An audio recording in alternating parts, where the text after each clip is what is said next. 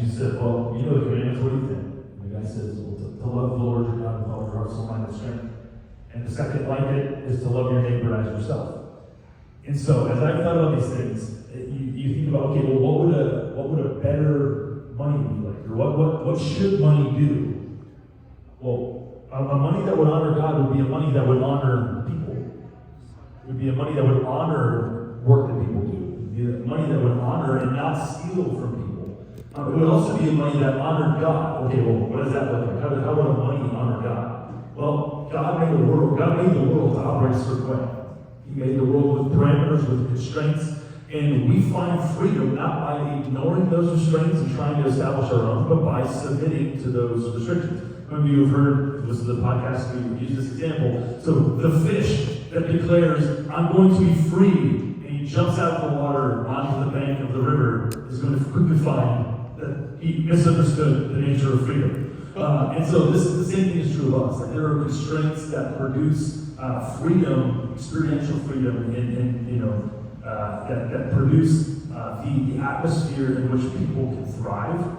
And when you look at money specifically, every civilization you would ever want to be part of started with money that was scarce, started with defending that and recognizing that there's this very sacred dignity that happens when people do economic commerce, when they give of the production of their life, they trade their lives in service of serving others. They couldn't go serve themselves, they couldn't work for their own interests, and instead of doing that, they set their attention on other people in order to serve and meet their needs. It's this holy, sacred thing that's going on. And fiat currencies that prioritize giving governments absolute control, or central bankers absolute control for their own interests, they completely twist that on its head. And ultimately, this is revealed through the fact that these things all come crumbling down and end up being super oppressive in a whole host of ways.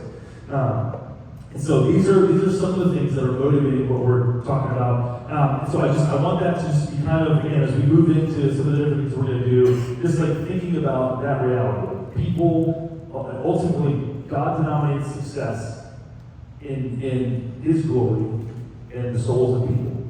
And so a lot of you are here, a lot of the reason why a lot of us care about Bitcoin is because it's a means to an end.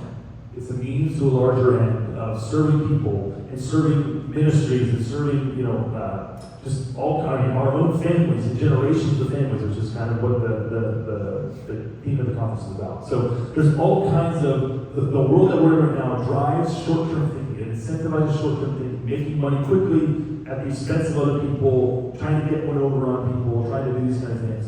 And so we want to today continue the journey that a lot of us have been on, of just continuing to think not just for the next 10 years, not just for the next 15 or 20 years.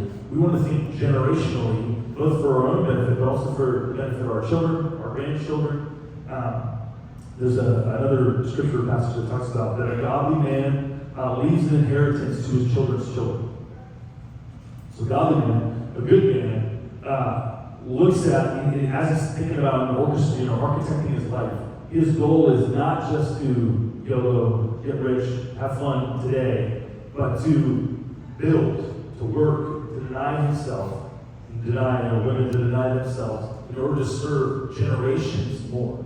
So having a very, very, very low time preference and not taking actions, not making moves quickly. Many of you guys are familiar with the story of the prodigal son, and one of the prodigal sons, actually. And one of the things that happens that's implicit in the story is that wealthy men in that time didn't run.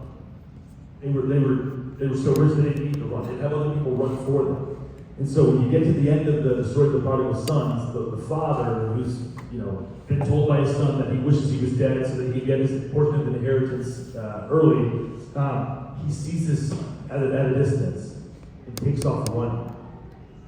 Takes off running to go welcome his son. And so this is the God that we're here to celebrate. This is the God that we're here to talk about, to think about, and the God that we're trying to organize our lives around and to serve with all the things that we're doing. So with that said, we're going to leave that there for right now. We're going to take about 2 minutes. You guys, there's some of you guys who walked in late. I want you to be able to get caffeinated, get some water to be able to do that. And then we're going to start in 2 minutes with Jimmy's song. So you guys can take 2 minutes.